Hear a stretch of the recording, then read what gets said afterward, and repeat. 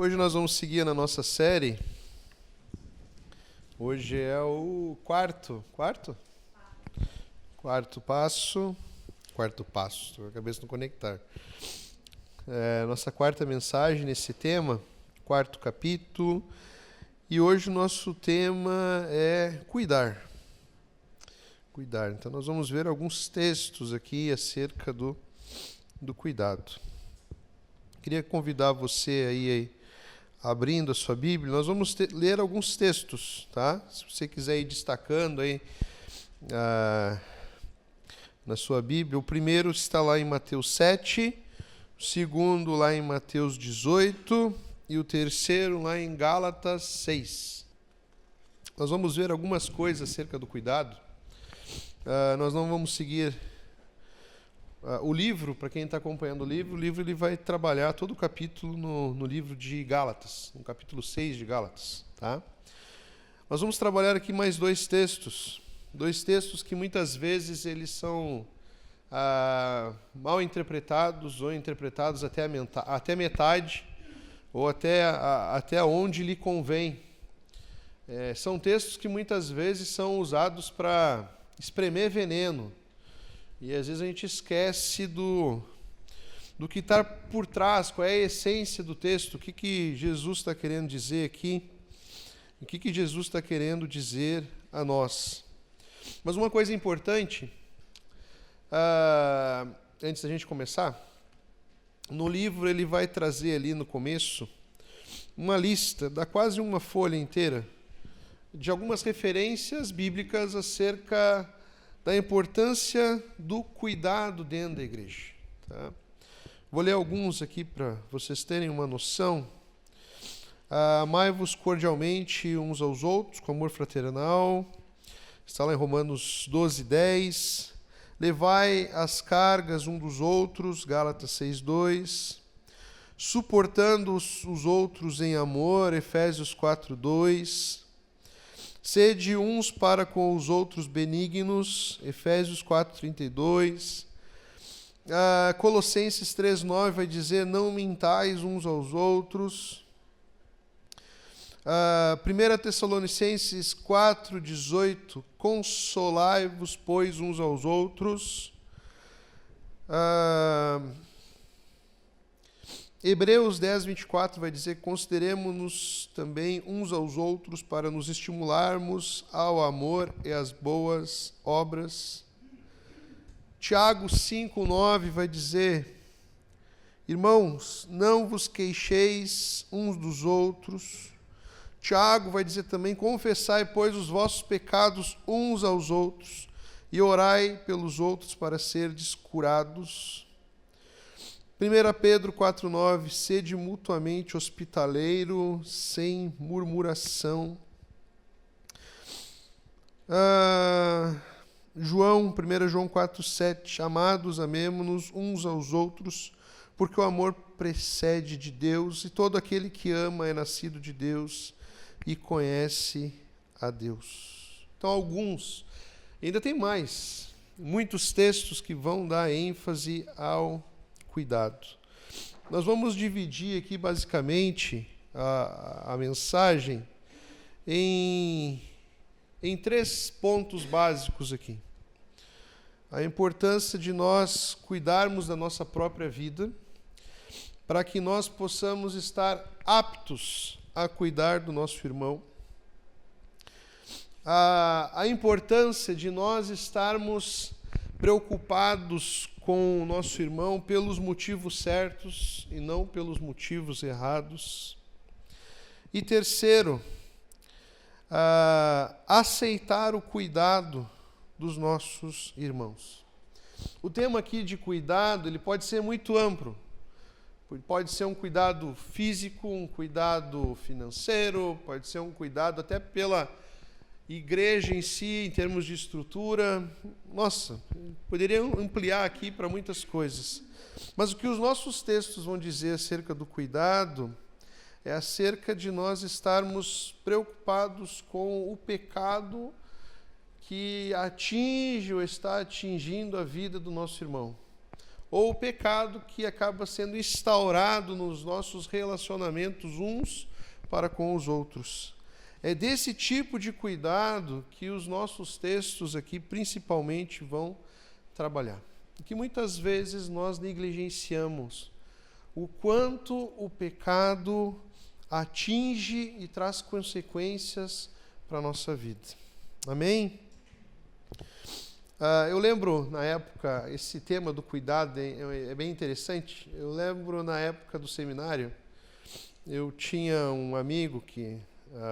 eu digo tinha porque na pandemia ali ele acabou falecendo. Mas era um amigo muito querido, foi muito importante na época que eu cheguei no seminário. É aquele cara extrovertido que recebe bem as pessoas, acolhe bem as pessoas, entrosa as pessoas, faz questão que todos estejam unidos ali no mesmo grupo, não gosta que ninguém fique separado. Era um cara que era conhecido no seminário todo. O nome dele era Edinho, o Edson.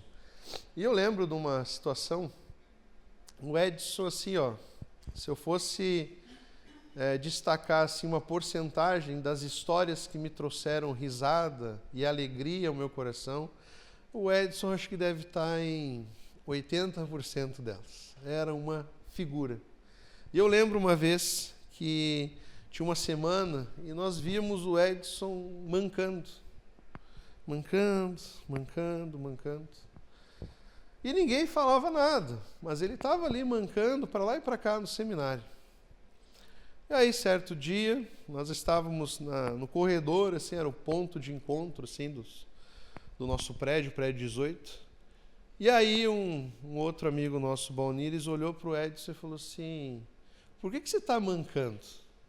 Faz tanto tempo que você está mancando. E aí o Edson falou algo que nós não acreditamos no começo.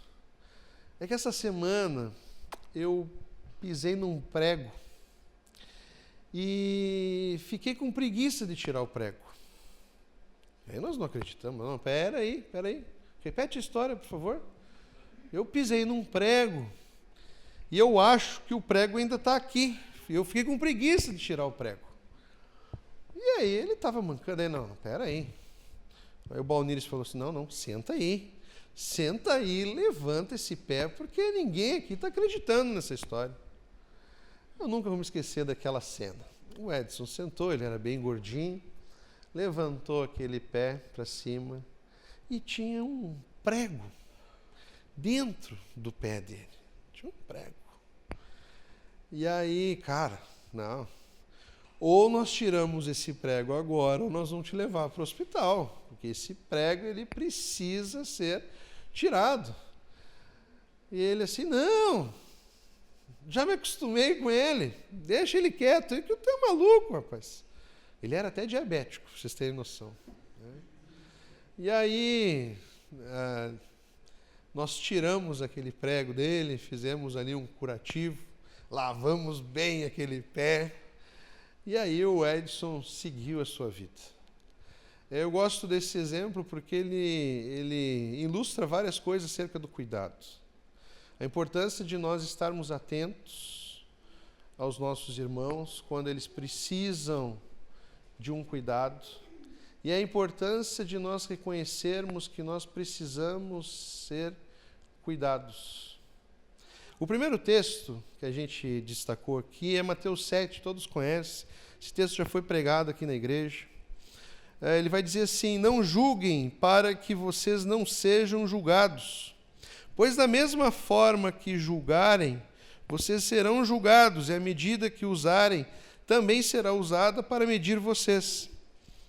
Porque você repara no cisco que está no olho do seu irmão, e não se dá conta da viga que está em seu próprio olho?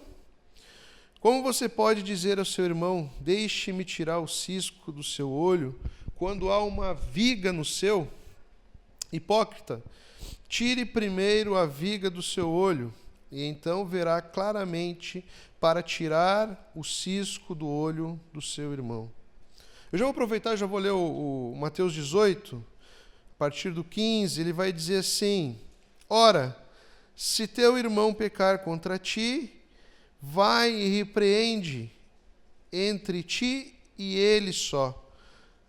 Se te ouvir, ganhaste a teu irmão. Mas se não te ouvir, leva ainda contigo 1 ou 2, para que pela boca de 2 ou 3 testemunhas todas as palavras sejam confirmadas. E se não as escutar, dize-o à igreja. E se também não escutar a igreja, considera-o como um gentil e publicano. Em verdade vos digo que tudo que ligardes na terra será ligado no céu, e tudo que desligardes na terra será desligado no céu. Também vos digo que se 2 de vós concordarem na terra acerca de qualquer coisa que pedirem, isso lhes será feito por meu Pai que está nos céus. Por onde estiverem 2 ou 3 reunidos em meu nome, aí estou no meio deles. Como eu falei, às vezes desses textos só se exprime o veneno. No Mateus 7, às vezes nós lembramos do Mateus 7 como uma defesa, ou como, não é para julgar. O texto vai dizer ali, não julguem. Então não é para você ficar cuidando da vida de ninguém, para você cuidar à medida com que você vai medir também o seu irmão, vai julgar também a vida do seu irmão, porque essa mesma medida vai ser usada contra você. Mateus 18 ali é o texto que o pessoal usa para dizer da disciplina acerca da igreja, que deve haver disciplina dentro da igreja, ou seja, tem que haver confronto acerca dos pecados cometidos dentro da igreja. É sempre num ar muito duro esses textos são lidos. É sempre num ar muito de veneno, como eu falei. Porém, nós não reparamos a essência do texto. O primeiro texto de Mateus 7, ele não está dizendo que não é para você julgar. Porque na nossa vida como cristão, está pautado, nós vivemos julgando as coisas e julgando as pessoas para ver se convém ou não convém, se é certo ou é errado. O que o texto está condenando aqui do não julgar é a maneira com que nós estamos julgando os nossos irmãos que estão do nosso lado. Um julgamento, muitas vezes, que está focado não no cuidar, não no servir ao nosso irmão ou preocupado com a vida espiritual do nosso irmão. Mas muitas vezes esse julgamento, ele é um julgamento crítico. O texto está dizendo que não é para nós ficarmos olhando para o nosso irmão de uma maneira crítica, onde nós estamos só procurando defeitos e falhas. Sabe aquele cara chato, que em tudo ele vê defeito e falha? Tudo. Nada presta. Uma pessoa não pode ter um problema, uma dificuldade, ou está lidando com um pecado que ele já coloca ali um adesivo bem grande, taxa aquela pessoa como essa pessoa, ela não presta. Jesus está dizendo aqui que nós não devemos julgar, não devemos estar olhando para o nosso irmão com o intuito somente de procurar erros, fazer julgamentos duros, estar pronto sempre a condenar as pessoas. E muitas vezes uma pessoa que é crítica demais, ela dá atenção a coisas que são pequenas. Ela faz como é que a gente fala? Uma tempestade num copo d'água. Pega pequenas falhas ali, pequenos defeitos e dá uma importância muito grande. Ou se não, exagera com relação aos problemas. O problema, na verdade, é pequenininho, a pessoa vai lá e cria um cenário apocalíptico. Terrível. Ou se não, a pessoa está focada somente nas fraquezas e só pensa o pior do seu próximo. É isso que Jesus está condenando aqui. É não estar julgando de uma maneira errada. Agora preste atenção no texto. O texto fala: não julgue para que vocês não sejam julgados, pois da mesma forma que julgarem, vocês serão julgados, e a medida que usarem também será usada para medir vocês. Ou seja, a exigência, o rigor e a dureza que você for julgar alguém, isso aí vai voltar. Vai voltar. E geralmente o que acontece? Nós aumentamos o pecado do outro e diminuímos o nosso pecado. Então, na hora de sermos julgados, nós usamos um discurso diferente. Não foi nada demais. Para que esse rigor todo? Mas Jesus está alertando isso. Depois ele segue a parte mais importante, mais famosa do texto. Por que você repara no cisco que está no olho do seu irmão e não se dá conta da viga que está em seu próprio olho? Aqui entra o nosso primeiro ponto. Nós precisamos, primeiro, cuidar da nossa vida espiritual com Deus. Jesus está dizendo aqui que, primeiro, nós precisamos cuidar da viga que está no nosso olho.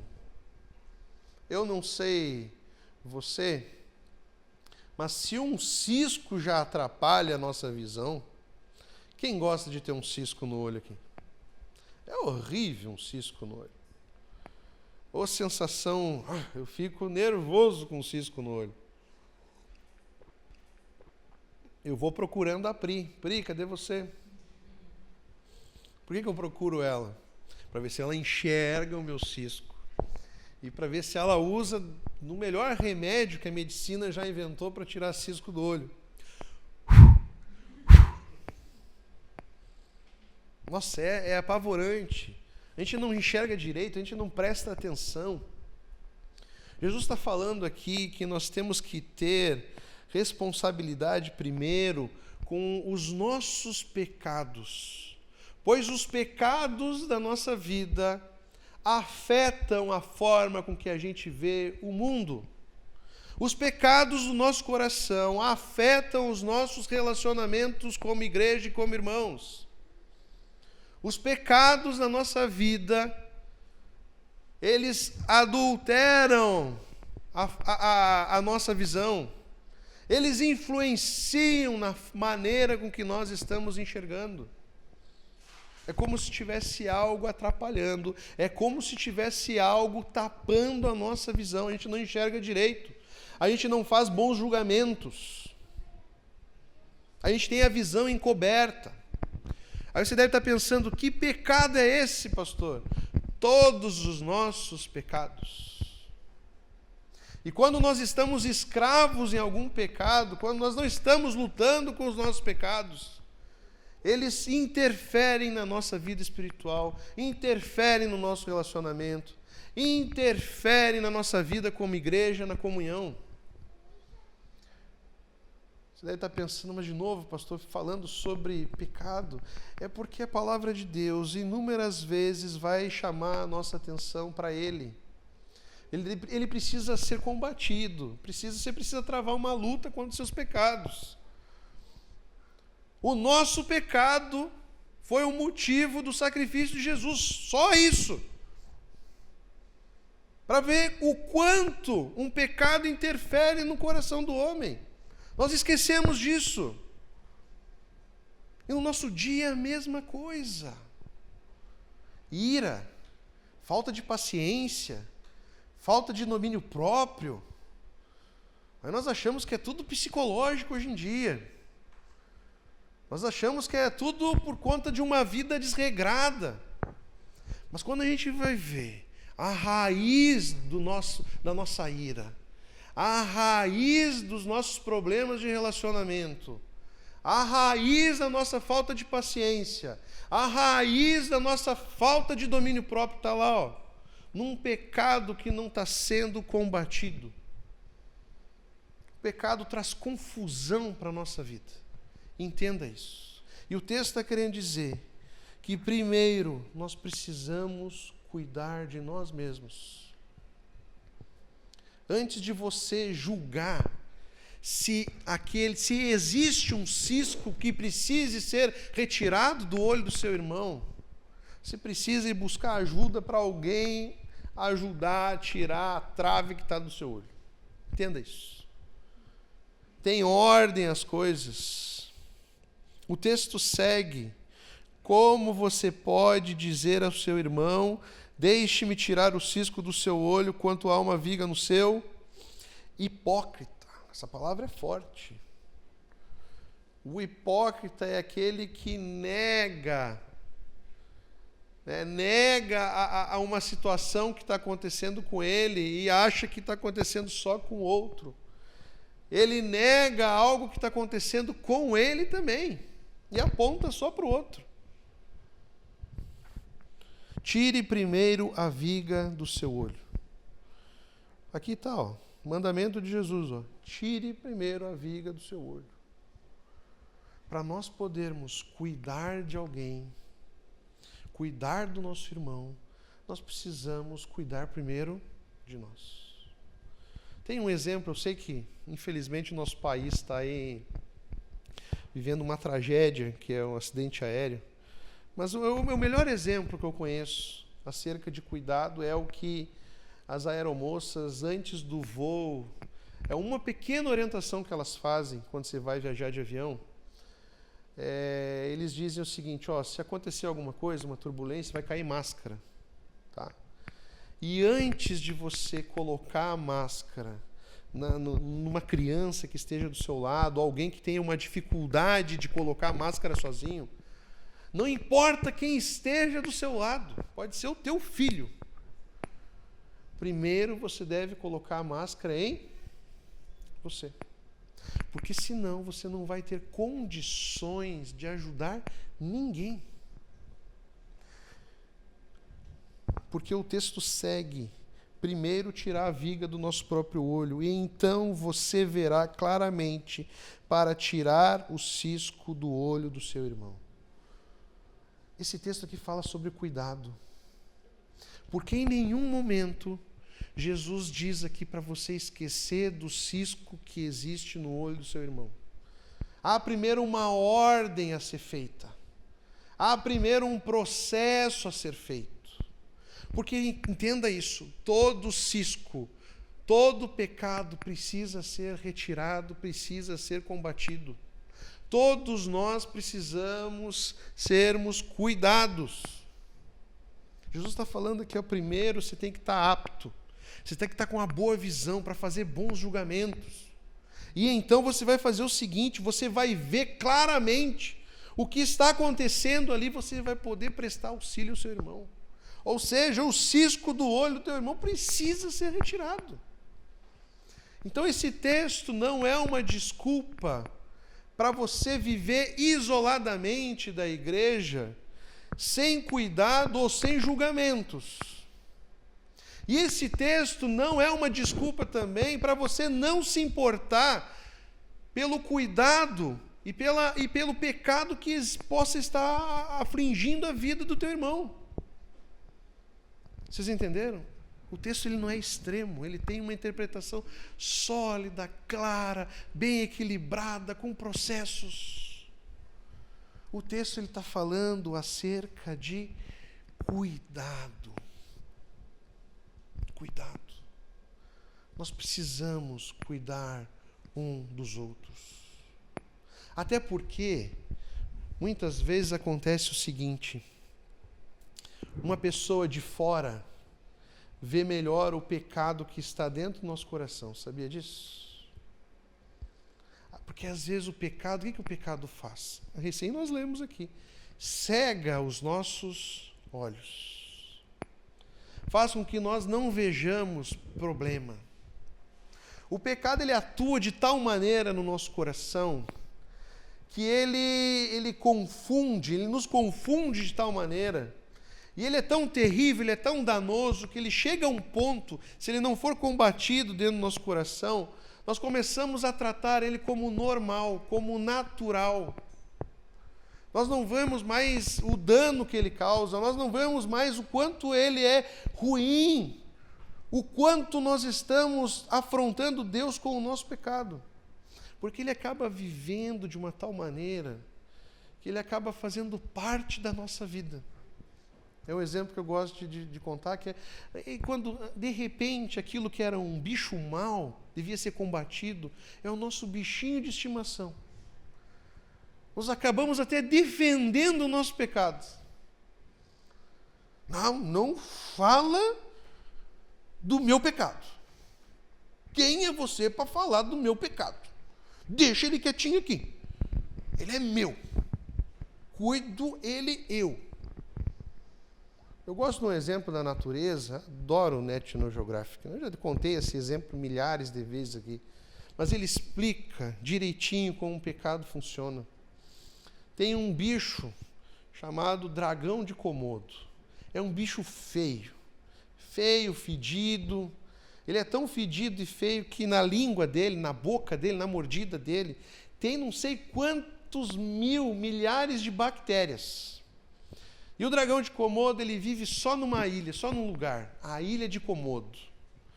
O cara é tão importante que ele tem um lugar só para ele. Ele é carnívoro, só que ele não caça. Sabe como que ele se alimenta? É uma ilha, ele vive na ilha como se ninguém desse valor para ele. Ele parece um lagarto gigante. Depois você coloca no Google, você vai ver quanto agradável ele é. Ele não corre muito, ele está ali, andando para lá e para cá. De repente, ele vê uma presa, uma possível presa, e ele se aproxima como se ela não visse a sua chegada. E ele vai lá num cervo lá e dá uma mordidinha no cervo. E o cervo, me mordeu. E o cervo segue pulando, segue a vida dele. E o dragão de Komodo segue a vida dele. E esse cervo, ele olha para aquela mordidinha e fala, isso aqui não foi nada. É só uma pequena mordidinha, eu vou viver minha vida. De repente, aquelas bactérias daquele bichinho começam a entrar na corrente sanguínea do cervo, começam a afetar, aquilo vai infeccionando, vai aumentando, vai crescendo, vai se alastrando. Os especialistas calculam 1 semana, certinho. Dá 1 semana, o cervo morre. A carne começa a feder, o cheiro começa a se alastrar, e o dragão de Komodo, lá longe, ele faz assim, janta. E ele vai lá, é uma ilha, caminha e se alimenta da sua presa. O pecado, ele age na nossa vida da mesma maneira. Ele não faz estardalhaço quando entra. Ele entra, ele fica ali dentro. E sabe o que acontece muitas vezes? Nós cuidamos apenas dos pecados grandes. Os pecados que têm os holofotes do mundo. Nós cuidamos apenas daqueles pecados que são elencados lá como os piores pecados do homem. E nós esquecemos dos pequenininhos. Até um livro muito bom, vou colocar aí na biblioteca ali, que vai trabalhar a questão do seguinte, que tem alguns pecados que por nós são tratados como pecados aceitáveis.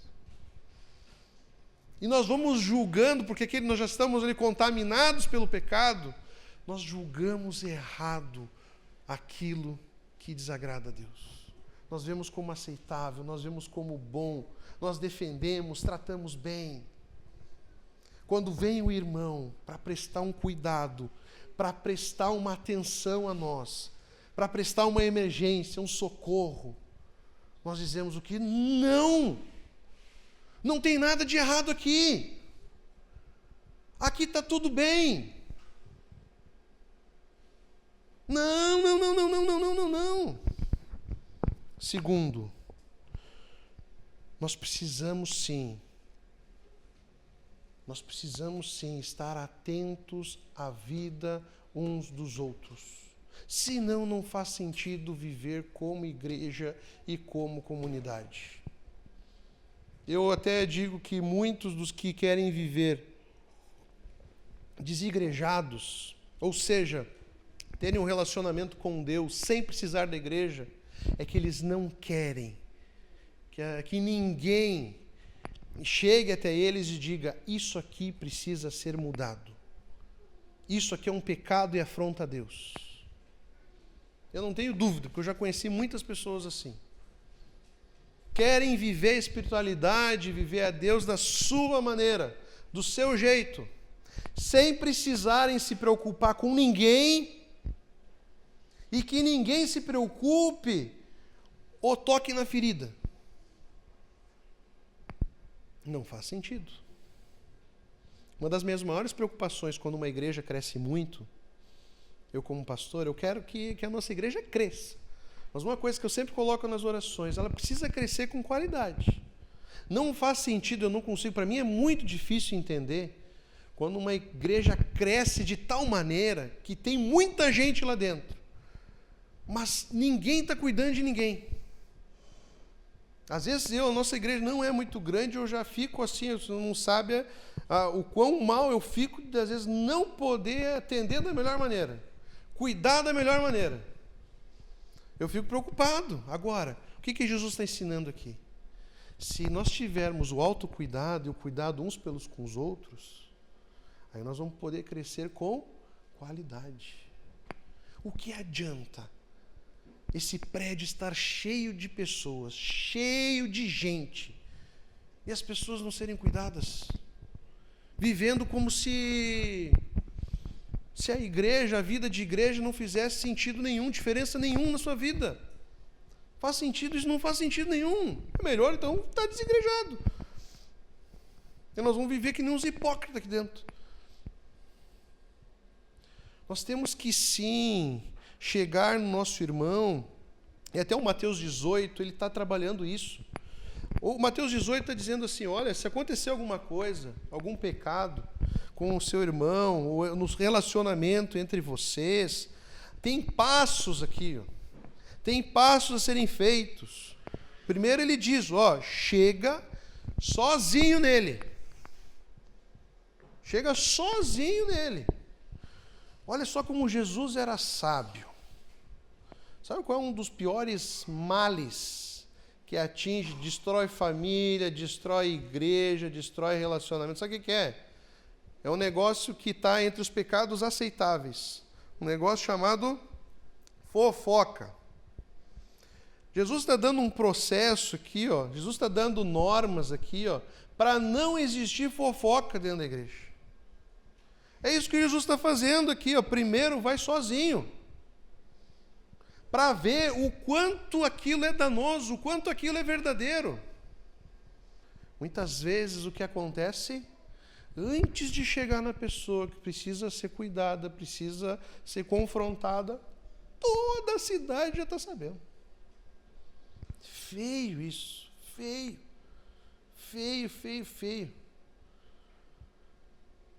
Já fica a dica. Quando você ouvir algo acerca do seu irmão, alguém apontando para algum erro, algum pecado na vida do seu irmão, você só tem dois caminhos. Se você não tem coragem de ir diretamente no seu irmão, vem e chama o pastor. O pastor vai pegar você e vai ir lá no seu irmão, para matar aquilo. Ver o quanto é verdadeiro aquilo. Se realmente existe algo ali. Lembre-se, a principal razão para nós nos importarmos com alguém, para nós irmos em busca de conversar com o nosso irmão, é porque no nosso coração, a nossa motivação é só uma. É cuidado. Não é condenar, não é adiantar julgamentos, não é ficar prestando conta para alguém, é simplesmente cuidado. A nossa motivação por chegar na vida de alguém, na vida de um irmão, deve ser cuidado e preocupação. Nós não queremos o mal, nós queremos o bem. Porque não é fácil. Não é fácil cuidar de alguém. chegar em alguém. A gente não fica cheio de trava para poder chegar e corrigir alguém, para poder prestar ajuda a alguém.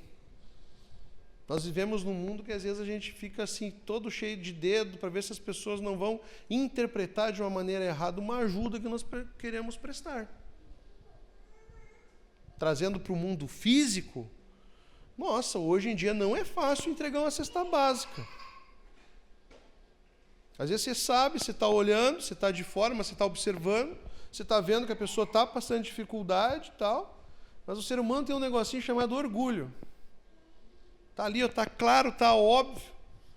Você quer ajudar, você quer ser benção, mas a pessoa, não, eu não quero não. Está achando que aqui em casa nós estamos passando fome? Não, não estamos não. Isso é uma verdade, é uma realidade. A gente tem que ir cheio de dedo, cheio de dedo.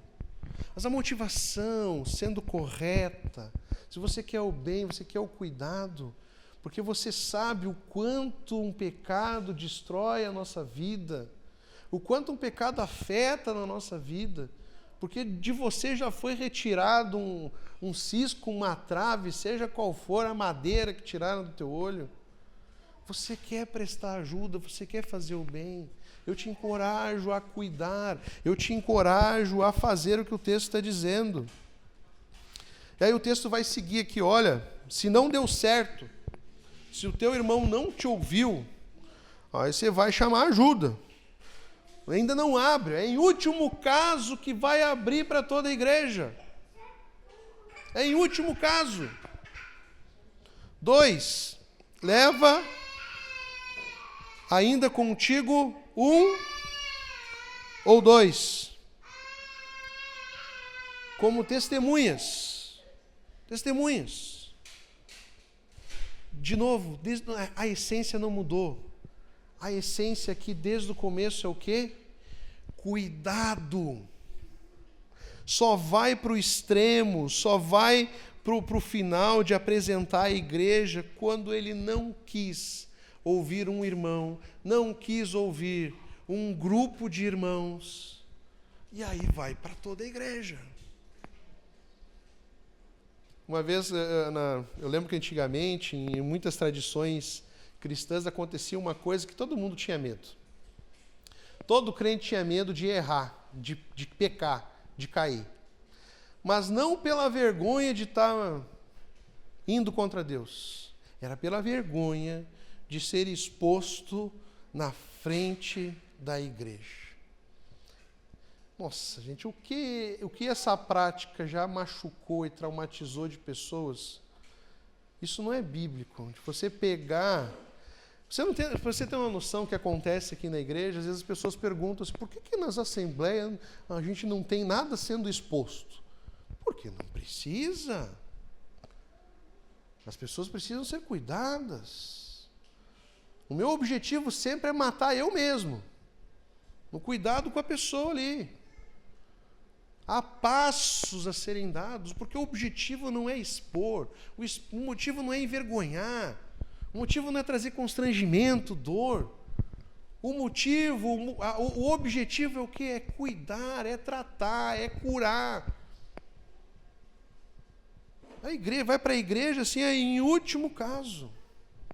Em último caso, com muita dor ainda. E diria mais, é quando se precisa dar até um parecer. Fulano não quis um arrependimento, fulano não quis ser cuidado, fulano não quis ser tratado. É em último caso. E o texto vai dizer aqui que a igreja ela tem autoridade para fazer isso. E sabe qual é o mais belo em tudo isso aqui? Tem um versículo aqui que às vezes a gente usa ele de uma maneira um pouquinho errada, que é o final do texto ali.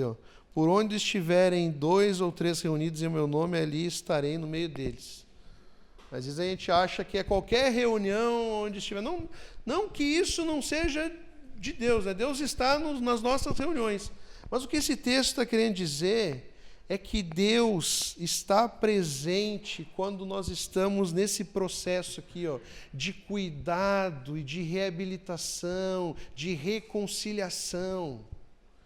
Quando Jesus fala aqui que o que nós fizermos vai ter o aval do céu, por isso que o que nós ligarmos aqui e desligarmos, se nós seguirmos esse processo aqui, Deus está conosco durante todo o processo, de buscarmos eliminar o pecado, de buscarmos a reconciliação entre os irmãos.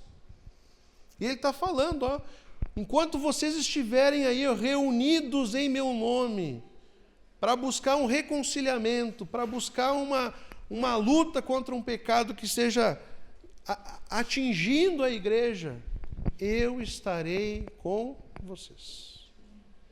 Deus está no nosso meio quando nós estamos cuidando da igreja, quando nós estamos cuidando um dos outros.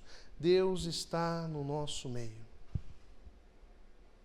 O que muitas vezes atrapalha isso é o fato de nós temos a motivação correta, nós queremos cuidar, nós queremos agir, mas ao terceiro ponto, muitas vezes nós não queremos, nós não aceitamos o cuidado dos nossos irmãos. Às vezes o problema, o X da questão, é porque nós vivemos já isso em algum ambiente tóxico, que nem esse exemplo que eu falei aqui. Eu não vou abrir meu coração, eu não vou buscar ajuda, porque vão me expor na igreja. Vão me botar lá, ó, com um alvo nas costas. Às vezes as pessoas não buscam ajuda dentro da igreja porque elas têm medo das pessoas julgarem, fazerem pré-julgamentos e apontarem dedos. Não posso, de jeito nenhum. Isso aí é quando uma igreja não entendeu ser igreja. Isso aí são ambientes tóxicos. Isso não é ser cristão, isso não é ser família, isso não é ser igreja. Nós não estamos aqui para fazer pré-julgamento, nós estamos aqui para cuidar uns dos outros. Sabe qual deve ser a nossa meta? É o que Tiago vai dizer lá, ó, que nós devemos confessar os nossos pecados uns para com os outros. Agora eu te pergunto, quando é que você se sente à vontade de confessar um pecado para alguém? Ou no meio da igreja? Quando? Quando? Nunca. Mas quando? Quando? Quando você sente... Cuidado, amado. Você tem confiança. Você sabe que dali vai ser tratado, você vai ser ouvido. Você tem confiança na tua igreja, você tem confiança no seu irmão. Você não deve abrir o coração para qualquer pessoa. Eu não abro o coração para qualquer pessoa. Agora nós precisamos ter irmão, nós precisamos buscar ajuda dentro da igreja. Nós temos que ter aqui ambientes saudáveis, aonde nós possamos compartilhar da nossa dor. Nós precisamos buscar aqui, irmãos, famílias, líderes, que a gente, me ajuda aqui. Preciso compartilhar algo contigo que está tirando o meu sono. Está afetando o meu relacionamento. Está afetando a minha família. Tem um pecado dentro do meu coração que está destruindo o meu lar. Eu preciso de ajuda. Nós precisamos ser uma igreja confiável. Como é que nasce uma igreja confiável? Quando há amor, quando há cuidado, quando a gente cumpre aqui os passos, quando a gente está preocupado com a motivação certa. Nós queremos o bem do nosso irmão. Nós queremos o bem da nossa igreja. É assim que nasce. Eu lembro uma vez no meu seminário, tinha umas cenas, umas situações constrangedoras lá. Você sabe o que é um capelão? O que é um capelão? Capelão está em extinção. Os capelão geralmente é um pastor, em alguns outros ambientes é uma outra entidade religiosa, que presta auxílio em determinados locais. Hospital, colégio. Colégio hoje é raro você ver um capelão. Mas hoje em dia você encontra em hospital, você encontra em quartel. E no seminário tinha um capelão lá. Tinha uma época que tinha um capelão lá que ninguém ia lá buscar ajuda do capelão. Sabe por quê? Porque ele falava para todo mundo. Então, o cara não tinha nem saído lá de dentro do escritório do capelão, sei lá como é que ele fazia, mas no geral já estava sabendo. Você acha que as pessoas iam buscar ajuda? Não. Porque a motivação é errada. Isso aí não é cuidado. Você fofocar, você está preocupando em expor a vida do seu irmão.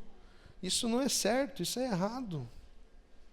Para a gente chegar para o final aqui, nós precisamos quebrar o nosso orgulho. Foi tema, não faz muito, nós tivemos o nosso primeiro Barba Fé do ano. E algo que nós trabalhamos ali naquela reunião. É algo que muitas vezes está ligado muito ao homem, mas não é só o homem não. Que é orgulhoso, que não quer pedir ajuda, que não quer aceitar um conselho. Nós precisamos aceitar o cuidado dos nossos irmãos. Nós precisamos aprender a aceitar um cuidado. Muitas vezes, nós queremos impedir, nós não queremos aceitar o cuidado, nós já ficamos todos na defensiva. Como se fosse um exército Pega um exército, tem lá uma bateria antiaérea. Nós não deixamos que ninguém se aproxime de nós. Alguém se aproxima, vai cativando ali para tentar nos ajudar, a gente já vai metralhando. Pá, pá, pá, pá, pá, pá. Entenda uma coisa. Receber e ser cuidado faz parte da nossa caminhada cristã. Não há nada de vergonhoso em ser cuidado. Não há nada de vergonhoso em ser tratado, em receber ajuda. Gálatas, nós nem lemos Gálatas, mas Gálatas ele vai destacar ali, o fato de nós vivermos em comunidade. Eu vou ler aqui para você. Irmãos, se alguém for vencido por algum pecado, vocês que são guiados pelo Espírito devem com mansidão ajudá-los a voltar ao caminho certo. E cada um cuide para não ser tentado. Ajudem a levar os fardos uns dos outros e obedeçam desse modo a lei de Cristo. Se vocês se consideram importantes demais para ajudar os outros, não estão enganando apenas a si mesmos.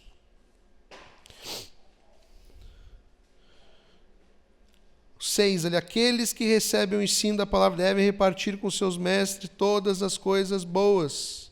Meus irmãos, eu li vários textos aqui no começo, a palavra de Deus está cheia de um chamado para nós ajudarmos uns aos outros, orarmos uns com os outros, repartirmos o nosso fardo.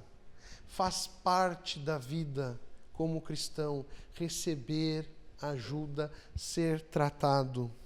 Nós precisamos muitas vezes quebrar constantemente o nosso orgulho e reconhecer a nossa fraqueza, reconhecer que nós precisamos de ajuda no momento em que nós estamos passando. O texto que nós lemos ali em Mateus 18 vai dizer que quando nós não aceitamos a ajuda, quando nós não reconhecemos o arrependimento, nós somos muitas vezes tratados como gentios. O que o texto está querendo dizer com isso? Quando nós não escutamos o nosso irmão, quando nós não escutamos a nossa igreja, Jesus dá liberdade aqui para essas pessoas serem chamadas de gentias. O que é um gentio? Aquele que não faz parte do corpo de Jesus, aquele que não é cristão. Porque na vida do cristão não tem um dia que o arrependimento não irá fazer parte da nossa vida, da nossa caminhada como cristão. Nós nascemos ligados ao arrependimento. Faz parte da nossa caminhada cristã pedir perdão a Deus, reconhecer os nossos pecados, reconhecer a nossa fraqueza. Quando nós não temos um coração tratável, quando nós não temos um coração que possa ser trabalhado, um coração que é receptivo ao cuidado, talvez isso simbolize que ainda não houve transformação no nosso coração, que ainda não aconteceu a salvação, não aconteceu a graça de Deus nas nossas vidas. Você esquece o que Jesus faz na nossa vida, quando há conversão, quando há salvação? Você lembra o que Ele faz com o nosso coração e com a nossa vida? Você lembra? Ele, nós somos como um vaso e Ele faz o quê? Quebra e faz de novo. Você esqueceu o que é um coração com Jesus? É um coração em obras. Ou seja, nós estamos em constante transformação, constante obra. Tem obra todo dia no nosso coração. Tem coisas a serem trabalhadas, não importa o quanto de igreja você tenha, não importa a sua idade. Nós ainda continuamos em obras. Se você está vivo, se você está respirando, e você é um cristão, um discípulo de Jesus, você está em obras. Só tem um jeito de você não estar em obras. Ou não há salvação, não há o Espírito Santo de Deus, ou você está onde? No céu. Se você está aqui, sentado aqui, você está em obras. Muitas vezes, você já não orou assim, Deus, me use, que eu seja um instrumento nas suas mãos? Você nunca orou assim? Já, né? E se Deus chamou alguém que orou assim para cuidar da sua vida e do seu coração? Às vezes a gente quer cuidar muito da vida dos outros. Amém por isso. Amém porque você quer ser bênção na vida de alguém.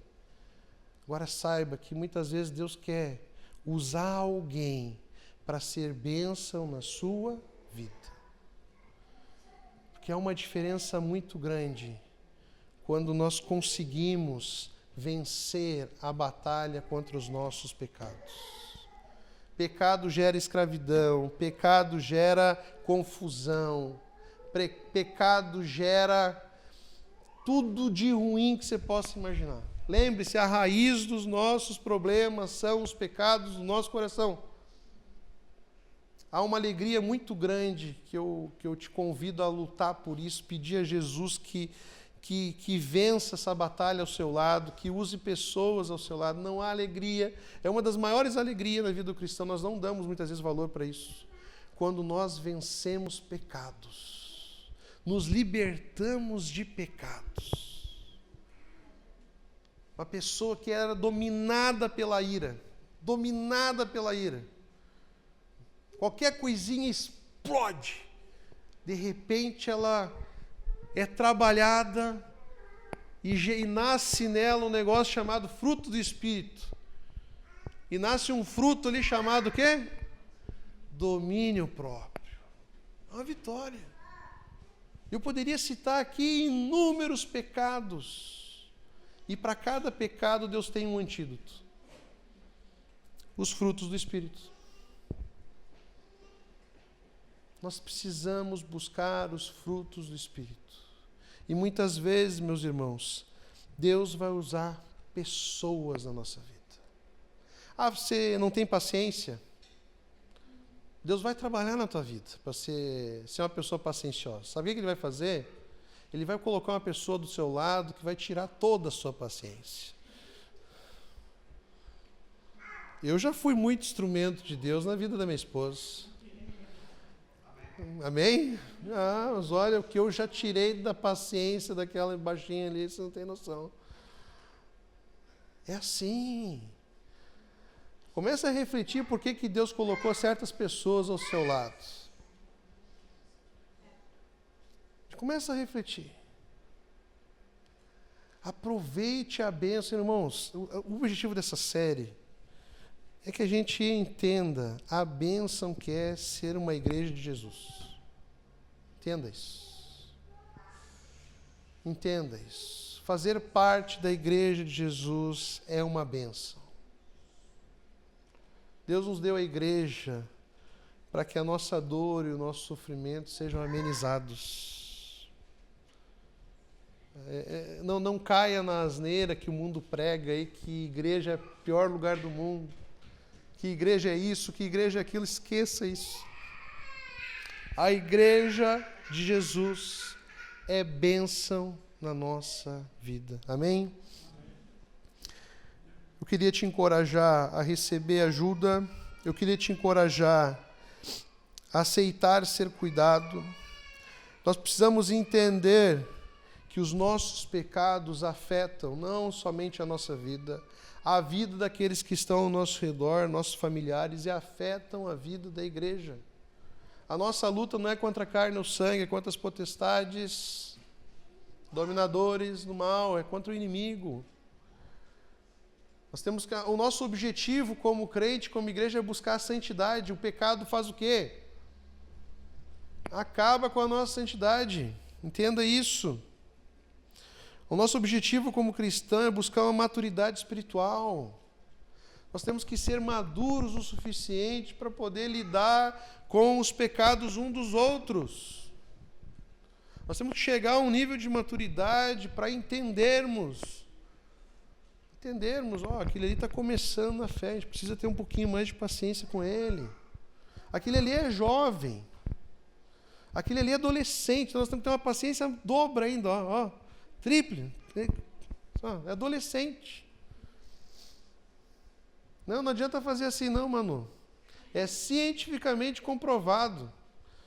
O adolescente ele não tem a sua estrutura ainda pronta para lidar bem com as decisões da vida, mano. Precisa ouvir papai e mamãe. Precisa ouvir as pessoas mais velhas dentro da igreja. Nós precisamos entender e aprender a sermos cuidados.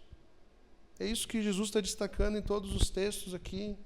Às vezes é exprimido aqui um veneno de julgamento, é exclusão, e a pessoa tem que disciplina, até a disciplina em tudo. Jesus usa da misericórdia, do amor, do cuidado.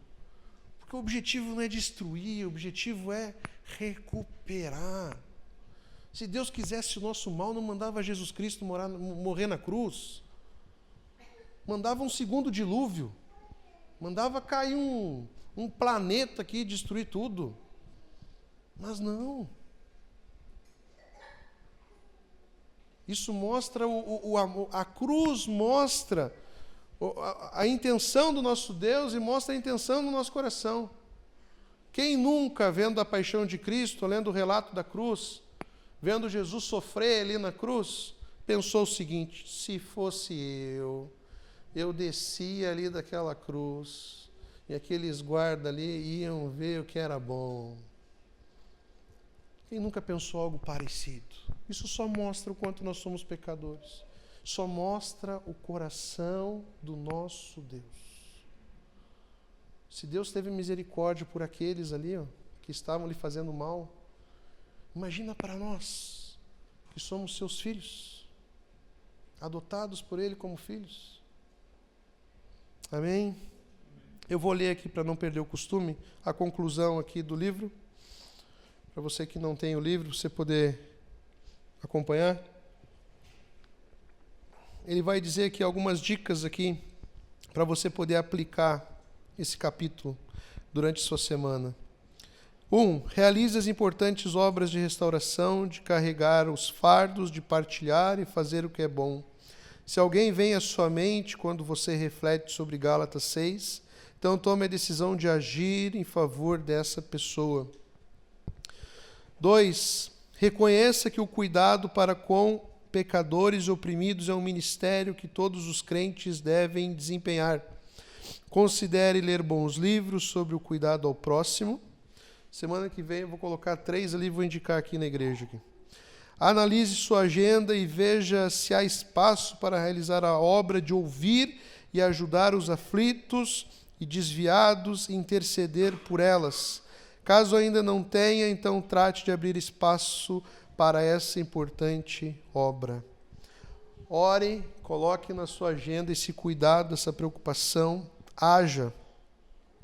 3. Lembre-se que a sua vida pessoal sempre afetará a sua comunidade.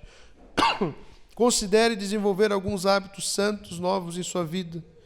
Uma hora separada para orar, ler as Escrituras, cantar e por aí vai. Se há hábitos impuros, trate de acabar com eles.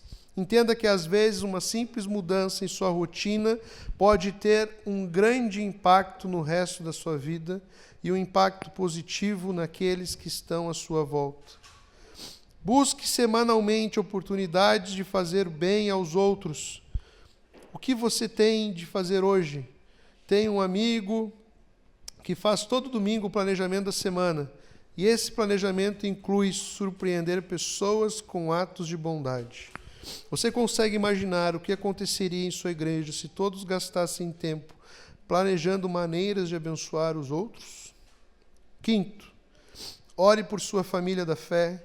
Ora para que possam dizer de vocês, vejam como eles amam uns aos outros. Amém?